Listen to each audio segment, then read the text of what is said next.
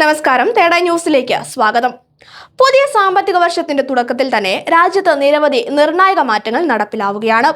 2026 April 1 മുതൽ പുതിയ income tax നിയമം പ്രാബല്യത്തിൽ വരുന്നു. അതോടൊപ്പം പാൻ കാർഡുമായി ബന്ധപ്പെട്ട നിയമങ്ങളിലും നടപടികളിലും വലിയ മാറ്റങ്ങൾ വരുത്താൻ ഒരുങ്ങുകയാണ് ആദായ നികുതി വകുപ്പ്. ഇതുവരെ ആധാർ കാർഡ് മാത്രം ഉപയോഗിച്ച് പാൻ കാർഡിന് അപേക്ഷിക്കാമായിരുന്നു. എന്നാൽ ഏപ്രിൽ 1 മുതൽ ഈ സൗകര്യം നിർത്തലാക്കും. ഇനി മുതൽ പാൻ കാർഡിന് അപേക്ഷിക്കുമ്പോൾ ജനിച്ച തീയതി തെളിവാക്കുന്നതിനായി ബർത്ത് സർട്ടിഫിക്കറ്റ്, ഡ്രൈവിംഗ് ലൈസൻസ്, 10ാം ക്ലാസ് സർട്ടിഫിക്കറ്റ് അല്ലെങ്കിൽ പാസ്പോർട്ട് എന്നിവയിൽ ഏതെങ്കിലും ഒന്ന് നിർബന്ധമായും ഹാജരാക്കിയിരിക്കണം.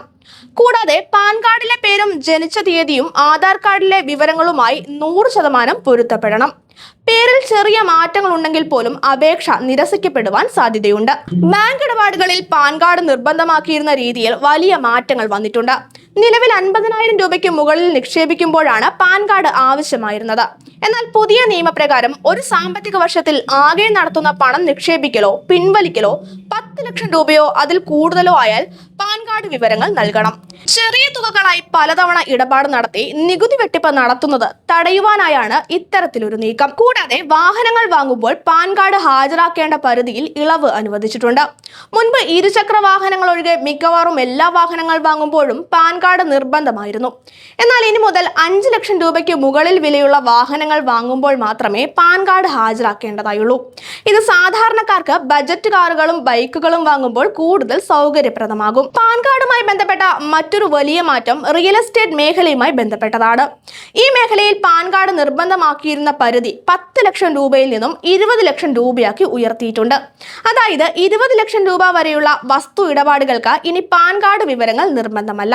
ചെറുകിട ഭൂമി ഇടപാടുകൾ നടത്തുന്നവർക്ക് ഇത് വലിയ ഒരു ആശ്വാസമാണ്. കൂടാതെ ഹോട്ടലുകളിലോ റെസ്റ്റോറന്റുകളിലോ വൻതുക ക്യാഷായി നൽകുന്നവർക്കുള്ള പരിധി 50,000 രൂപയിൽ നിന്നും 1 ലക്ഷം രൂപയാക്കി വർദ്ധിപ്പിച്ചു. കൺവെൻഷൻ സെന്ററുകൾ, ബാൻക്വറ്റ് ഹാൾ, ഇവന്റ് മാനേജ്മെന്റ് തുടങ്ങിയ സേവനങ്ങൾക്കും ഈ പരിധി ബാധകമാണ്.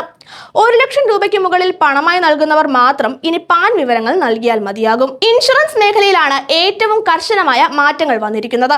മുൻപ് 50,000 രൂപയ്ക്ക് മുകളിൽ പ്രീമിയം വരുമ്പോഴായിരുന്നു പാൻ കാർഡ് വിവരങ്ങൾ ചോദിച്ചിരുന്നത്. എന്നാൽ ഇനി മുതൽ പുതിയ ഏത് ഇൻഷുറൻസ് പോളിസി എടുക്കണമെങ്കിലും പ്രീമിയം തുക നോക്കാതെ തന്നെ പാൻ കാർഡ് ഹാജരാക്കേണ്ടി വരും. അതായത് പോളിസി എടുക്കുന്ന സമയത്ത് തന്നെ ഇൻഷുറൻസ് കമ്പനിയുമായി പാൻ ലിങ്ക് ചെയ്യപ്പെട്ടിരിക്കണം.